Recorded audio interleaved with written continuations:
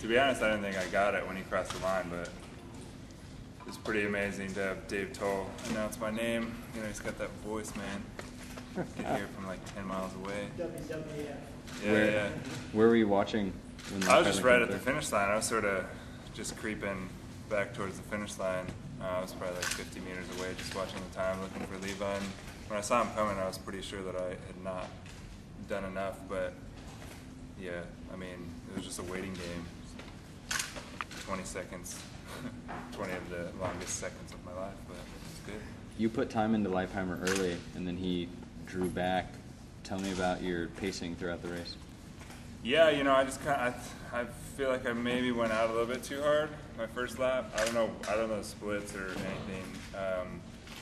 I just was kind of just going, and then those last 2 laps, man, I was suffering, but just, you know, pushing through on the uphills, and then, you know, I can really gain a lot of time when it gets flat and downhill, just due to my size, and you know, I have more power because of that. So yeah, I was just focusing on getting over the climbs, over the hills, and working up the speed on the top of the hills so that I could, you know, get up to a maximum speed as I, you know, was just trekking along, and I had to pull something out in that last lap. I was suffering, but I knew that I was close, because there were sort of, you know, there were times where I could see Levi, and, you know, every lap he would be sort of in the same place. So I knew it was close, and Alan Lim yelled something to me about 8 seconds. I don't know if I was down or up, but I just knew that I was close, right at the turnaround, which was about halfway through the lap, on the last lap. And so I just knew that, you know, if I was going to make up any time, it would be on the back section of that course, because it's a tailwind from the turnaround down, and then you have that fast downhill to the sweeping left-hand turn, and then the last little kickers to the finish. So I just really gave everything that I had, and I'm glad that I did, because with it being so close like that, it's, you know, you don't. It's hard being that I've been the guy before that loses by 0.1 second, and, you know, you just think like, oh man, I should have dove to the line or something. So I was glad I, you know, came out on top of that, because it's difficult. But hats off to Levi, man. I mean, I'm just happy to be up there, to be even close to where he's time trialing, because he's one of the best time trialists in the world. And so this is a good sign for the future. So Alan said that you actually hit a bump and unclipped inside 1K? It was about 6K to go. I just, going into the turnaround, I don't know, I just hit a bump and my foot came out, so yeah, if I had lost by 0.1 of a second and had that, you know, with having that happen, I would have been pretty pissed off. But are you considering switching pedal companies next year? I don't know, man. I don't want to. I mean, no. I love my pedal sponsor. Well, you'll have to. I do. No, I do. But I have a weird cleat position. Okay. And I have a lot of power, so I don't know. I think my ankle does some weird stuff, and so I got to get that under control. Where would you kind of rank this with your other accomplishments this season from the track world? This is probably one of the biggest wins of my career, just because it's an elite national championship.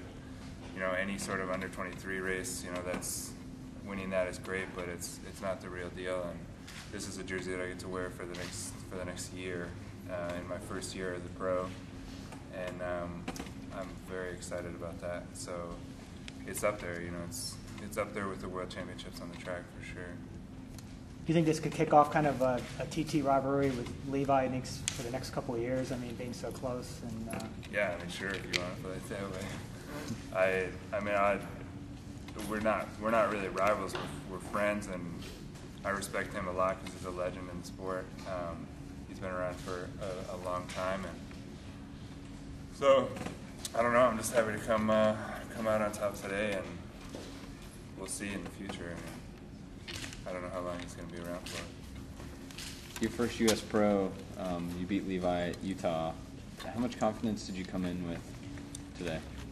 Well, you know, I sort of approached the race with an open mind. I wasn't too nervous about it because I wasn't, you know, people were saying that I was a favorite, but I was kind of an underdog, and So I was just, you know, kind of relaxed this morning, and just knew that if I did everything, you know, warmed up right, ate right, that if I went out there, I'd just be able to control it, be able to suffer and see where that led me. And so, you know, I knew I had a chance of winning. I didn't know what my chance was, how good my chances were, but to win is, I mean, it's pretty amazing. Taylor, what's the Really difference in happy. confidence going to the World PT? This is great for my confidence going into the Worlds. I mean, I haven't won a longer time trial really at a high level, except for the Junior World Championships in 2007 in my whole career. So to have this longer time trial win under my belt with such a great field, you know, that's very confidence boosting for Worlds, because it's a similar distance. And yeah, I mean, Sticky. yeah, it is. Like my face, I can't even champagne over my face. Levi made sure to get me there. So yeah, I mean, it's a huge confidence booster for Worlds, and I'm just going to try to stay healthy and see if I can get the stripes. But just this in itself is good enough for the end of my season, and hopefully I can keep the focus and keep it going. I mean, I have good fitness, and so I'm excited. You said you've been the guy who's lost by a tenth of a second. What is there one race that stands out?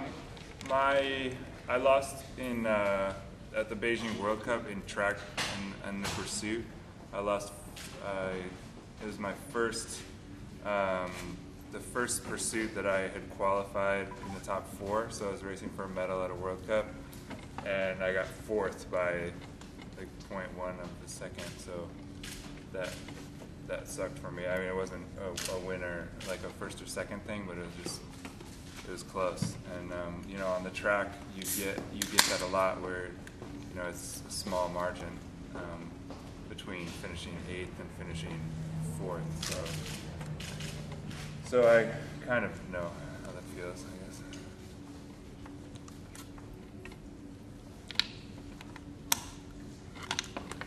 Final questions? Tell us about those shades. That's your dad? Yeah, Oakley remade the eye shades, and you know, my dad used to wear these.